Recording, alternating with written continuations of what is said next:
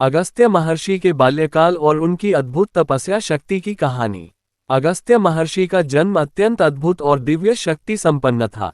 अगर ये चैनल आपको अच्छा लगे तो प्लीज लाइक और सब्सक्राइब करें। कहा जाता है कि उनका जन्म ब्रह्मा जी की इच्छानुसार हुआ था, ताकि वे धर्म और संतुलन की रक्षा कर सकें। बाल्यकाल से ही अगस्त्य में असाधारण बुद्धि और ज्ञान का प्रकाश था। वह सामान्य बालक नहीं थे, उनके अंदर प्राकृतिक तत्वों और ऋषियों का ज्ञान विद्यमान था।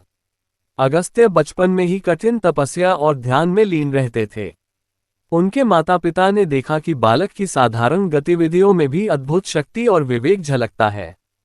वे प्रकृति के प्रत्येक तत्व से संवाद कर सकते थे। जंगल, नदियां, पशु और पक्षी उनके मित्र बन गए।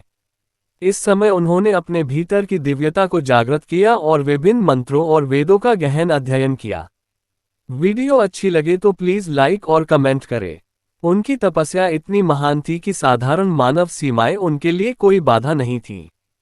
कहा जाता है कि उन्होंने सूर्य देवता और अन्य देवताओं से दर्शन और आशीर्वाद प्राप्त किया।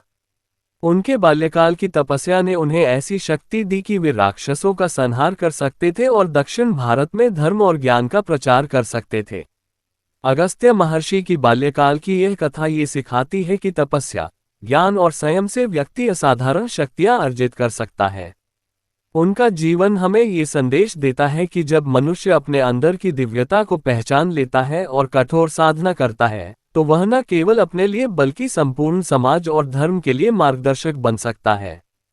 इस प्रकार अगस्त्य का बाल्यकाल केवल साधारण बाल्यकाल नहीं था, बल्कि वह दिव्यता, तपस्या और ज्ञान का अद्भुत संगम था, जिसने उन्हें महाशक्ति और अमर प्रतिष्ठा प्रदान की।